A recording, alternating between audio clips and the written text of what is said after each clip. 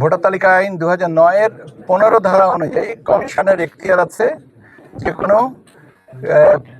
প্রাপ্তবয়স্ক বা ভোটার হওয়ার সক্ষম ব্যক্তিকে ভোটার করতে পারেন।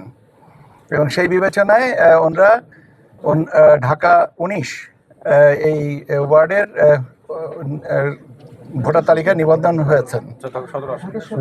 ঢাকা ওয়ার্ড হচ্ছে 19, আসনেরটা 17 হতে পারে। এটা আমাদের কাছে এখন 19 আর কি, যে মুহূর্তে যেতটুকু।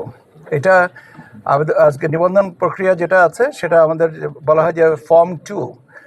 ওই ফর্ম ফিল আপ করে ওনাদের ছবি তুলেছেন, বায়োমেট্রিক্স দিয়েছেন এবং দিয়ে ওনারা আবেদন করেছেন যে ওনাদেরকে যেন ভোটার তালিকায় অন্তর্ভুক্ত করা হয়। এখন আগামীকাল কমিশনে এটা পেশ করা হবে।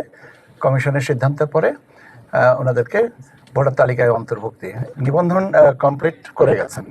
এখন নিবন্ধন কমপ্লিট করে গেলেও এখানে আমাদের প্রসেসের জন্য সময় লাগে, কেননা এটা আপলোড করে আপনার ওনাদের ফিঙ্গারপ্রিন্ট এবং সিগনেচার ম্যাচিং, ফেস আইডি, সেগুলোকে ম্যাচিং করতে হয়। ম্যাচিং করার পরে কনফার্ম হলে তখন আর কি ওনাদেরকে একটা ভোটার আপনার আমরা এনআইডি নাম্বার যেটা বলি সেই নাম্বারটা দেওয়া হয়। তো এটা করতে কিছু সময় লাগবে। তো আই বিলিভ এটা আজকের ভিতরে কমপ্লিট হয়ে যাবে।